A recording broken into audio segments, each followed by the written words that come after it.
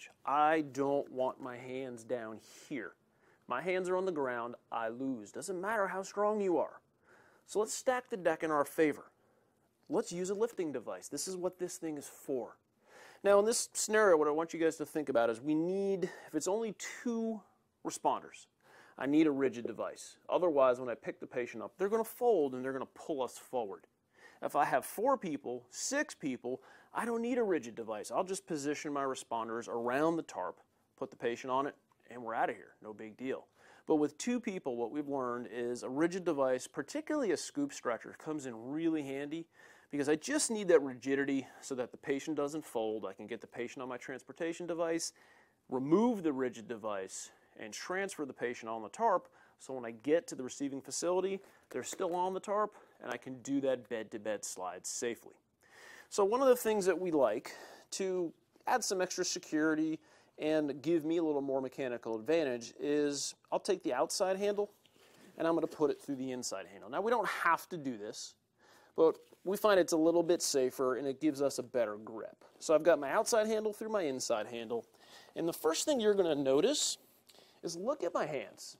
Look at the difference in the height. If I go to the gym and I'm going to do a deadlift, which I think is one of the most important EMS exercises because this is a deadlift. This is what a deadlift will mimic. But look at the bar height. This is exactly where I picked the bar up from. My hands aren't on the floor. This is where I want to be. So the nice thing about these handles is I can lift neutral or I can go palm up. But as we've talked about, we never grip palm down. So in this case, I'll go with a nice neutral grip. The other interesting thing, and this is really where motor memory comes in, is we see a lot of people the first time they do this, they go way back down here. Guys, think of it this way. This is what your body knows to do because this is what you were trained to do. We've got to stack the deck in our favor.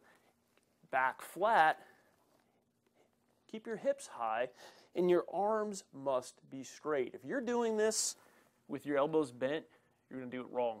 You're going to use your biceps and your rotator cuff to pick them up. So make sure arms are straight, hips are high. Same lift we've done before, but it's going to be a whole lot easier now. We have a lot more mechanical advantage. Ready, set, lift.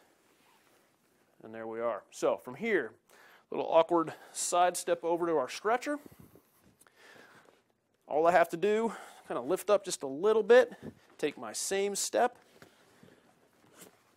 and slide over. Now my partner can do the exact same thing, and we're pretty much done. Now a little caveat to that. Because of stretcher mattresses and stretcher height, and this is why we advocate training in a controlled environment, if I need more height so I don't have to bicep curl this thing, I'll unwrap the handles. So let's take the tarp off real quick. Your side first. Now notice the difference. I'm a lot higher now. So now as I go up against the stretcher, do the same move, step, slide. I didn't have to curl it this time. So guys, this is why we advocate doing these trainings in a controlled environment. Learn how to use your device when there's not a live patient on here so that you can figure out, hey, you know what? I can't do the rescue basket, outside handle through the inside handle. I need to just use the 2 top handles to get a little higher up so I can clear this. Somebody that's taller, that won't be an issue. Learn in a controlled environment so you don't make mistakes in the field.